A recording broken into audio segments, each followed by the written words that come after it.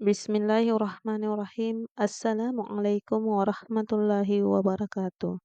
Pada pertemuan kali ini kita bertemu kembali dengan mata pelajaran pendidikan agama Islam bersama dengan tutor Ibu Erni. Sebelum masuk pada materi pembelajaran, sebaiknya kita berdoa terlebih dahulu. Bismillahirrahmanirrahim. Robbi sidni ilma warzuqni fahma waj'alni minas solihin. Yang artinya, ya Allah, tambahkanlah aku ilmu dan berilah aku rizki akan kepahaman dan jadikanlah aku termasuk golongan orang-orang yang soleh. Adapun materi pembelajaran pada pertemuan kali ini yaitu menghadirkan sholat dan zikir dalam kehidupan. Sebelum masuk pada tujuan pembelajaran, dengarkan pantung terlebih dahulu.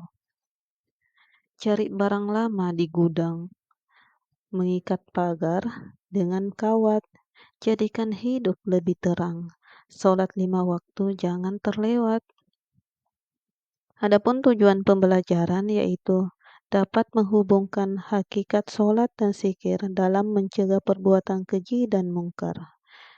Yang kedua, dapat membuat quote tentang sholat dan zikir, mencegah perbuatan keji dan mungkar dalam media sosial atau media-media lainnya. Baik, kita masuk pada materi, yaitu 1. Makna sholat dan zikir. Makna sholat. Secara bahasa, sholat diartikan sebagai doa atau doa meminta kebaikan.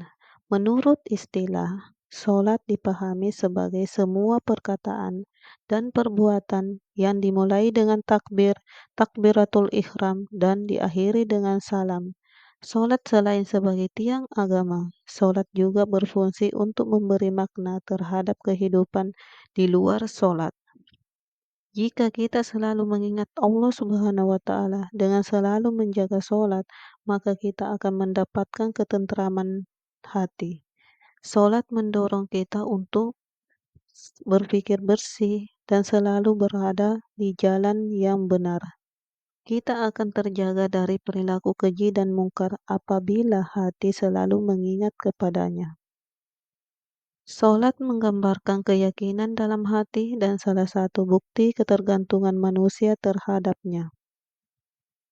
Rasulullah Shallallahu Alaihi Wasallam bersabda, orang yang memelihara sholat akan mendapatkan cahaya, petunjuk, dan keselamatan pada hari kiamat. Begitu pula orang yang tidak memeliharanya, ia tidak akan memperoleh hal tersebut. Ia akan bersama Qarun, Fir'aun, Haman, dan Ubay bin Khalaf di akhir kiamat. Hadis riwayat Ahmad Al-Tabrani dari Abdullah bin Umar. Selanjutnya bagian B yaitu makna zikir. Arti zikir menurut bahasa adalah ingat, sedangkan menurut istilah adalah zikir diartikan dengan mengingat Allah Subhanahu wa Ta'ala sebagai upaya untuk mendekatkan dirinya kepadanya. Kita diperintahkan untuk selalu berzikir kepadanya dengan mengagungkan kekuasaannya dan kebesarannya agar terhindar dari kesombongan. Allah Subhanahu wa Ta'ala memerintahkan manusia yang beriman kepadanya dan membenarkan Rasulullah Shallallahu Alaihi Wasallam untuk selalu berzikir kepadanya, baik siang maupun malam, sendiri maupun berjamaah, memperbanyak mengingat Allah Subhanahu wa Ta'ala dalam hati dan menyebutnya dengan lisan, akan merasakan kehadiran Allah Subhanahu wa Ta'ala. Begitu pula bertasbih kepadanya baik pada waktu pagi maupun petang dengan mensucikan diri dari sifat-sifat tercela. Adapun cara berzikir sebagai berikut. Satu, zikir dengan hati, yaitu dengan cara bertafakur dan merenungkan ciptaan Allah Subhanahu wa taala sehingga timbul dalam pikiran bahwa Allah Subhanahu wa taala adalah zat yang maha kuasa. Yang kedua, zikir dengan ucapan, yaitu mengucapkan lafal-lafal yang di dalamnya terdapat keagungan namanya. Contohnya adalah tahmid, tasbih, tahlil, takbir, membaca Al-Quran dan salawat. Yang ketiga, menaati perintahnya dan menjauhi larangannya merupakan zikir dengan perbuatan.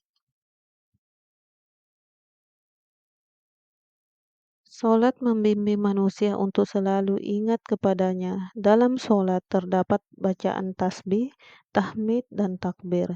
Manusia yang solat akan merasakan kebesaran dan keagungannya. Oleh karena itu, sangat penting agar solat disertai dengan hati yang khusyuk.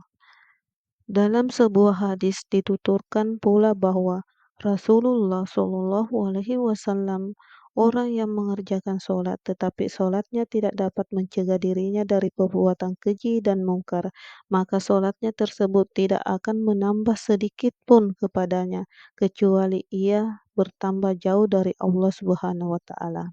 Hadis riwayat Ibnu Jarir dari Ismail bin Muslim bin Al-Hasan. Hadis di atas menjelaskan bahwa mengingat Allah itu lebih besar. Maksudnya adalah sholat menjadi ibadah yang paling utama dibandingkan dengan ibadah yang lainnya. Muslim diperintahkan untuk sungguh-sungguh dalam melaksanakan. Bagian kedua yaitu sholat untuk meraih ketakwaan dan menghindari perilaku tercela. Diperintahkan untuk menaati perintahnya dan menjauhi larangannya, baik dalam urusan pribadi, keluarga, masyarakat, maupun negara.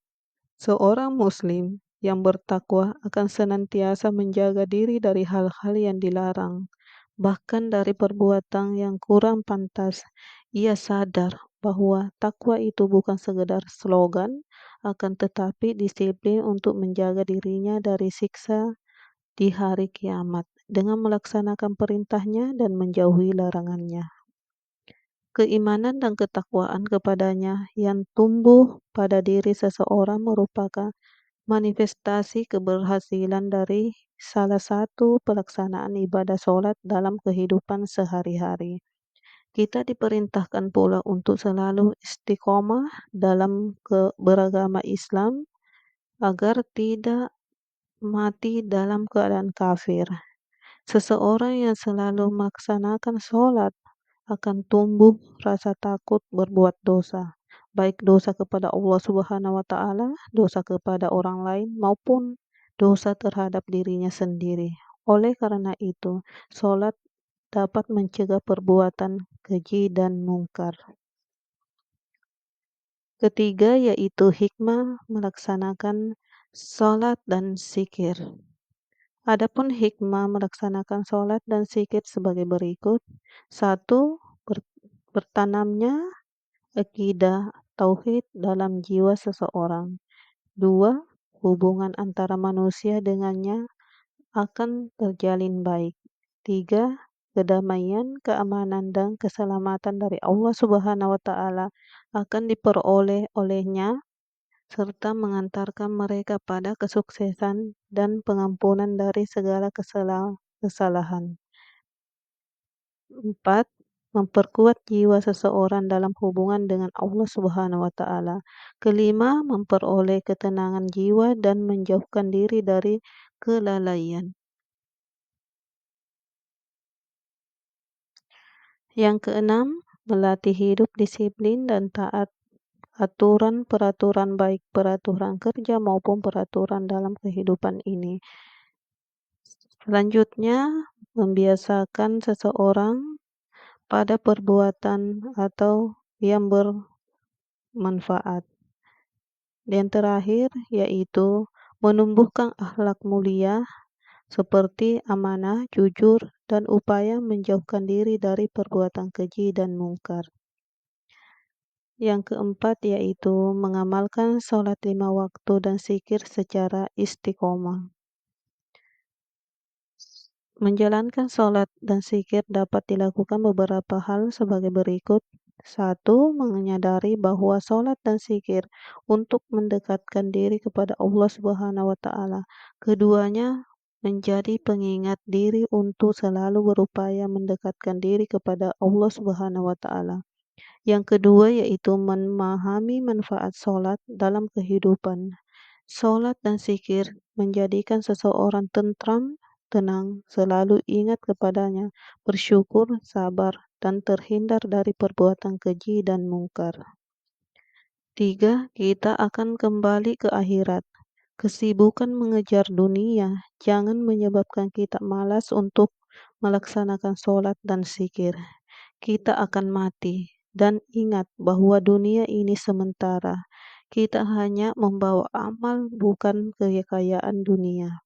Oleh karena itu, kita harus mempersiapkan diri untuk kehidupan yang abadi.